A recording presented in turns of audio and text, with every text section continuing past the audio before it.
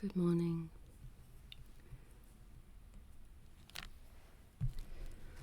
Socrates' defense, or the apology, day 2. You know Cypheron, of course. He was a friend of mine from boyhood, and a good Democrat who played his part with the rest of you in the recent expulsion and restoration. And you know what he was like, how enthusiastic he was over anything that he had once undertaken. Well, one day he actually went to Delphi and asked this question of the god. As I said before, gentlemen, please do not interrupt. He asked whether there was anyone wiser than myself. Socrates. The priestess replied that there was no one. As Cypheron is dead, the evidence for my statement will be supplied by his brother, who is here in court. Please consider my object in telling you this. I want to explain to you how the attack upon my reputation first started. When I heard about the oracle's answer, I said to myself, what does the god mean? Why does he not use plain language? I am only too conscious that I have no claim to wisdom, great or small. So what can he mean by asserting that I am the wisest man in the world? He cannot be telling a lie. That would not be right for him, since he is Apollo. After puzzling about it for some time, I set myself at last, with considerable reluctance, to check the truth of it in the following way. I went to interview a man with a high reputation for wisdom, because I felt that here, if anywhere, I should succeed in disproving the oracle and pointing out to my divine authority, you said that I was the wisest of men, but here is a man who is wiser than I am. Well, I gave a thorough examination to this person. I need not mention his name, but it was one of our politicians that I was studying when I had this experience. And in conversation with him, I formed the impression that although in many people's opinion, and especially in his own, he appeared to be wise, in fact, he was not. Then, when I began to try to show him that he only thought that he was wise, and was not really so, my efforts were resented both by him and by many of the other people present. However, I reflected as I walked away, well, I am certain I am certainly wiser than this man. It is only too likely that neither of us has any knowledge to boast of, but he thinks that he knows something which he does not know, whereas I am quite conscious of my ignorance. At any rate, it seems that I am wiser than he is, to this small extent, that I do not think that I know what I do not know. After this, I went on to interview a man with an even greater reputation for wisdom, and I formed the same impression again. And here too I incurred the resentment of the man himself and a number of others. From that time on, I interviewed one person after another. I realized with distress and alarm that I was making myself unpopular. But I felt compelled to put my religious duty first. Since I was trying to find out the meaning of the oracle, I was bound to interview everyone who had a reputation for knowledge. And by dog, gentlemen, for I must be frank with you, my honest impression was this. It seemed to me, as I pursued my investigation at the god's command, that the people with the greatest reputations were almost entirely deficient, while others who were supposed to be their inferiors were much better qualified in practical intelligence.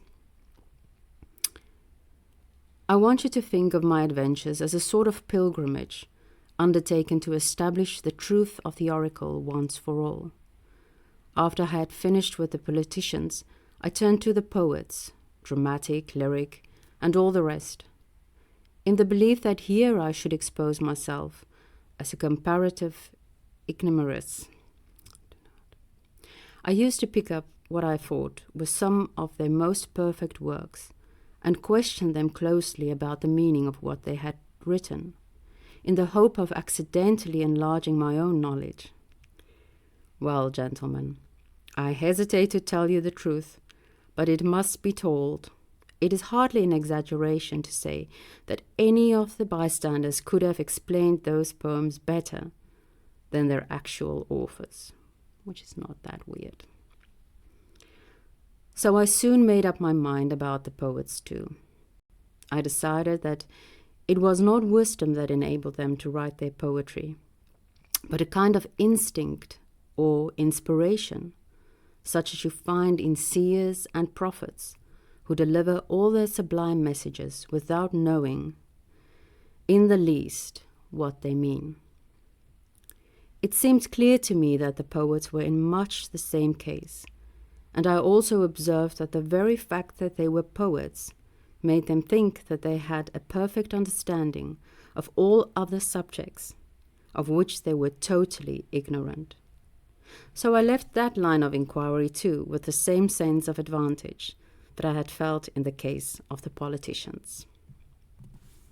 Last of all, I turned to the skilled craftsman, techne.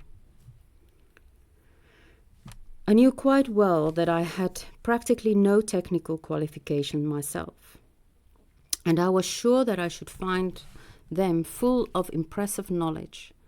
In this I was not disappointed. They understood things which I did not, and to that extent they were wiser than I was. But, gentlemen, these professional experts seemed to share the same failing which I had noticed in the poets. I mean that on the strength of their technical proficiency, they claimed a perfect understanding of every other subject, however important, and I felt that this error more than outweighed their positive wisdom.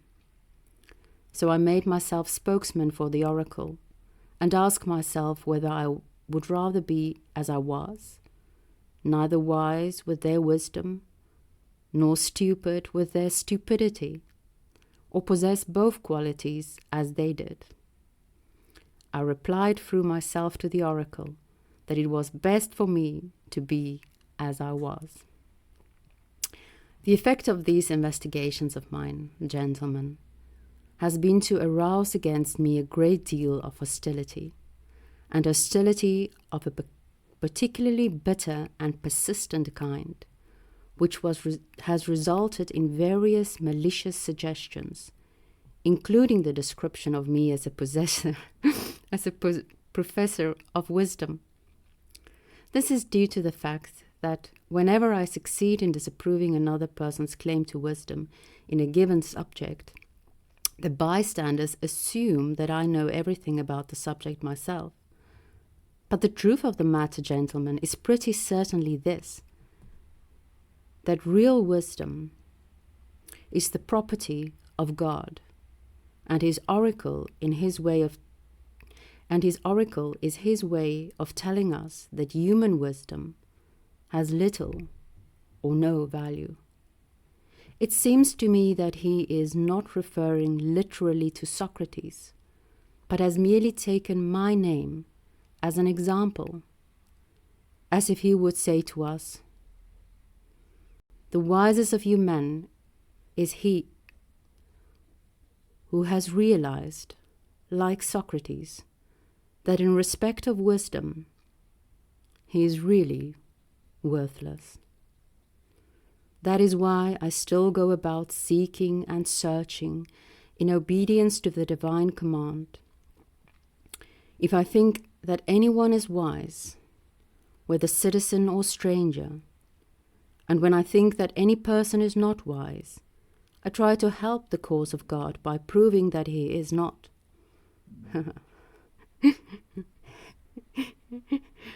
This occupation has kept me too busy to do much either in politics or in my own affairs.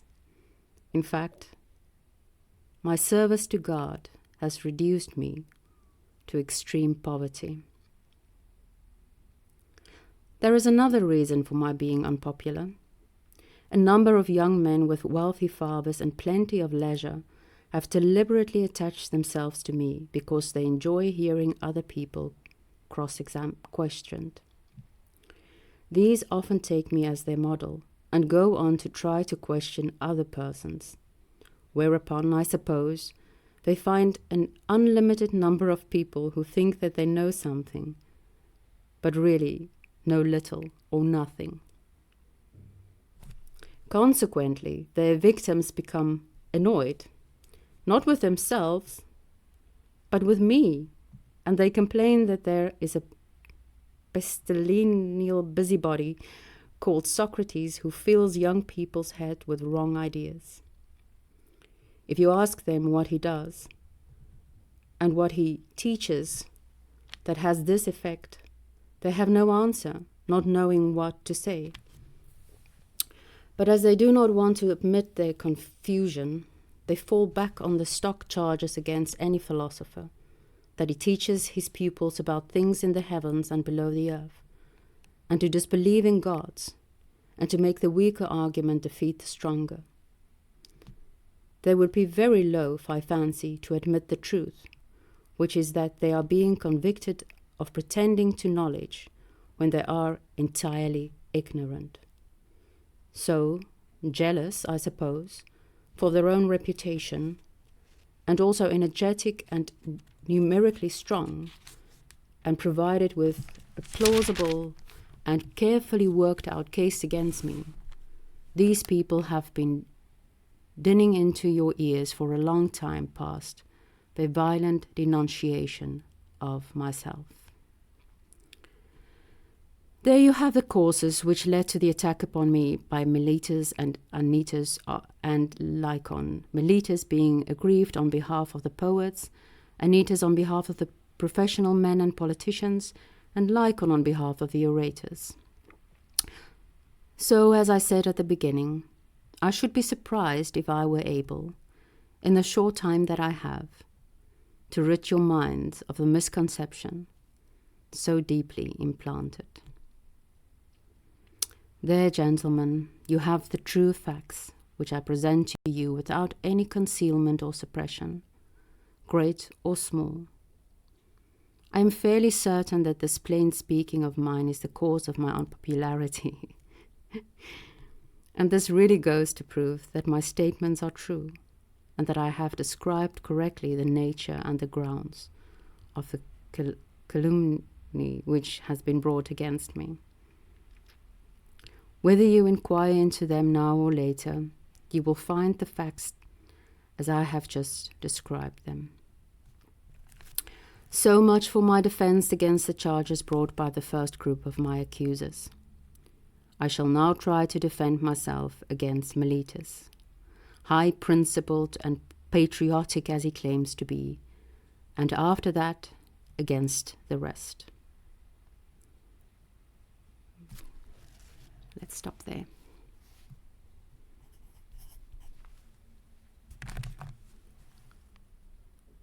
Have a beautiful day.